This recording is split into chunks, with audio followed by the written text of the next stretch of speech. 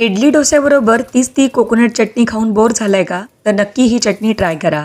नेहमीपेक्षा वेगळी चटणी, अतिशय टेस्टी, बनवायला खूप सोपी. इडली, डोसा, उत्तप्पा कुठलाही साऊथ इंडियन डिश तुम्ही यासोबत खाऊ शकता. पॅनमध्ये तेल गरम करून घेतले, त्यामध्ये हिंग, 2 चमचे उडदाची डाळ टाकली आहे आणि 1 चमचा चणा डाळ टाकली आहे. त्याचबरोबर 4 ते 5 लसूण पाकळ्या, अर्धा इंच आल्याचा तुकडा, थोडासा कढीपत्ता, 4 लाल सुक्या मिरच्या आणि साधारणतः 2 मीडियम साईजचे कांदे. आता कांदे व्यवस्थित भाजून घ्यायचे आहेत. साधारणतः 1 ते 2 मिनटं छान हाय फ्लेमवर परतून घ्या. त्यामध्ये 2 मोठे चमचे डेसिकेटेड कोकोनट किंवा सुकं खोबरं वापरलं तरी चालेल. 2 टोमॅटो आणि थोडासा पुदिना ॲड केला आहे. सगळी जिन्नसं परतून घ्यायची आहे.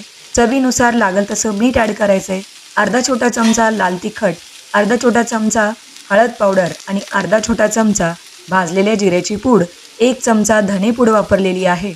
आणि सगळी जिन्नसं किंवा सगळे मसाले परत एकदा फोडणीमध्ये व्यवस्थित मिक्स झाले की फोडणी परतून घ्या आणि अर्धा कप पाणी किंवा अर्धी वाटी पाणी टाकून चटणी शिजवून घ्या.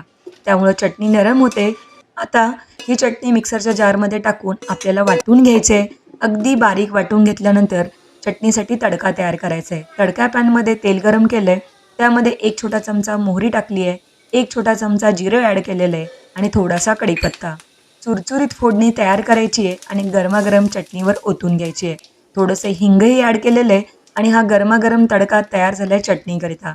चटणी एका बाउलमध्ये काढून घ्यायची आहे आणि यावर आपण आता हा तडका ॲड करायचा आहे. तयार आहे आपली साऊथ इंडियन डिशसोबत खाल्ली जाणारी कांदा टोमॅटोची चटणी. आता ही चटणी नवीन आहे, एकदा करून पहा. रेसिपी आवडलीच तर चॅनलला व्हिजिट